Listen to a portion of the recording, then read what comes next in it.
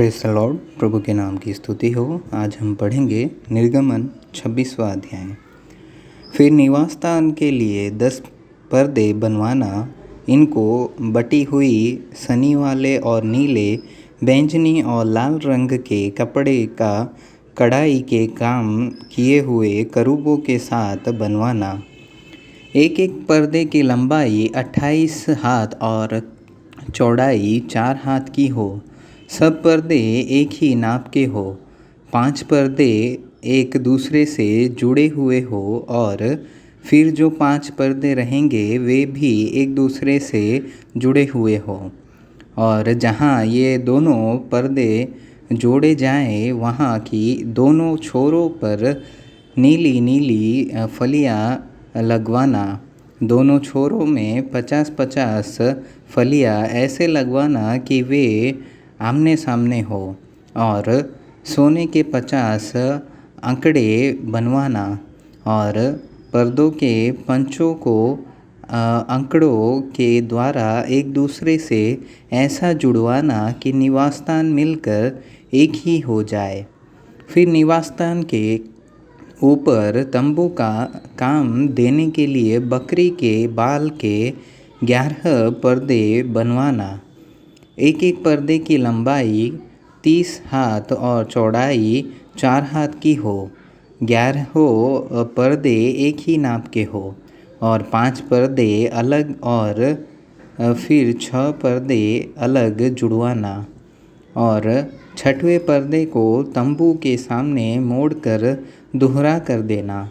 और तो 50 अंकड़े उस पर्दे की छोर में जो बाहर से मिलाया जाएगा और 50 ही अंकड़े दूसरी ओर के पर्दे की छोर में जो बाहर से मिलाया जाएगा बनवाना। और पीतल के 50 अंकड़े बनाना और अंकड़ों को फलियों में लगाकर तंबू को ऐसा जुड़वाना कि वह मिलकर एक ही हो जाए। और तंबू के पर्दों का लटका हुआ भाग अर्थात जो आधा पट रहेगा वह निवास की पिछली ओर लटका रहे। और तंबू के पर्दों की लंबाई में से हाथ भर इधर और हाथ भर उधर निवास के ढांकने के लिए उसकी दोनों अलंगों पर लटका हुआ रहे। फिर तंबू के लिए लाल रंग से रंगी हुई मेढ़ों की खालों का एक ओढ़ना और उसके ऊपर सुइसों की खालों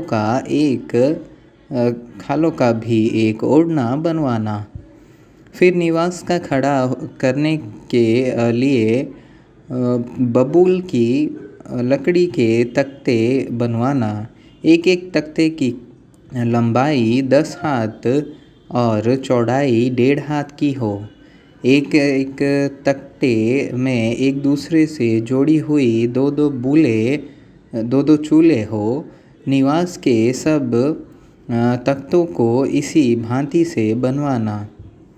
और निवास के लिए जो तख्ते तो बनवाएगा उनमें से 20 तख्ते तो दक्षिण की ओर के लिए हो और 20 तख्तों के नीचे चांदी की 40 कुर्सियाँ बनवाना। अर्थात एक एक तख्ते के नीचे उसके चूल्हों के लिए 2 कुर्सियाँ और निवास की दूसरी अलंग अर्थात उत्तर की ओर 20 तख्ते बनवाना।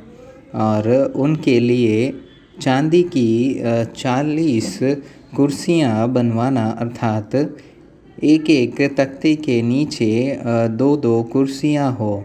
और निवास की पिछली अलंग अर्थात पश्चिम की ओर के लिए 6 तख्ते बनवाना। और पिछले अलंग में निवास के कोनों के लिए 2 तख्ते बनवाना। और ये नीचे से 2 भाग के हो और दोनों भाग ऊपर के सिरे एक सिरे तक एक कड़े में मिलाए जाए। दोनों तख्तों का यही रूप हो। ये तो दोनों कोनों के लिए हो। और 8 तख्ते हो और उनकी चांदी की 16 कुर्सियाँ हो। अर्थात एक एक तख्ते के नीचे दो दो कुर्सियाँ हो और बबूल की लकड़ी के बैंडे बनवाना अर्थात निवास के एक अलंग के तख्तों के लिए 5 और निवास की दूसरी अलंग के तख्तों के लिए 5 बैंडे और निवास की जो अलंग पश्चिम की ओर पिछले भाग में होगी उसके लिए 5 बैंडे बनवाना और बीच वाला बैंडा जो तख्तों के मध्य में होगा वह तंबू के एक सिरे से दूसरे सिरे तक पहुँचे और तख्तों को सोने से मढ़वाना और उनके कड़े जो बैंडों के घरों का काम देंगे उन्हें भी सोने से के बनवाना और बैंडों को भी सोने से मढ़वाना और निवास को इस रीति खड़ा करना जैसे इस पर्वत पर तुझे दिखाया गया है। फिर नीले बैंगनी और लाल रंग के और बटी हुई सूक्ष्म शनी वाले कपड़े का एक बीच वाला पर्दा बनवाना वह कढ़ाई के काम किए हुए करूबों के साथ बने और उसको सोने से मढ़े हुए बबूल के 4 खंभों पर लटकाना। इनकी अंकड़ियाँ सोने की हो और ये चांदी की और 4 कुर्सियों पर खड़ी रहे और बीच वाले पर्दे की को अंकड़ियों के नीचे लटकाकर उसकी आड़ में साक्षी पत्र का संदूक भीतर लिवा ले जाना। सो वह बीच वाला पर्दा तुम्हारे लिए पवित्र स्थान को परम पवित्र स्थान से अलग किए रहे। फिर परम पवित्र स्थान में साक्षी पत्र के संदूक के ऊपर प्रायश्चित के ढकने को रखना और उस पर्दे के बाहर निवास की उत्तर अलंग मेज रखना और उसकी दक्षिण अलंग मेज के सामने दीवट को रखना।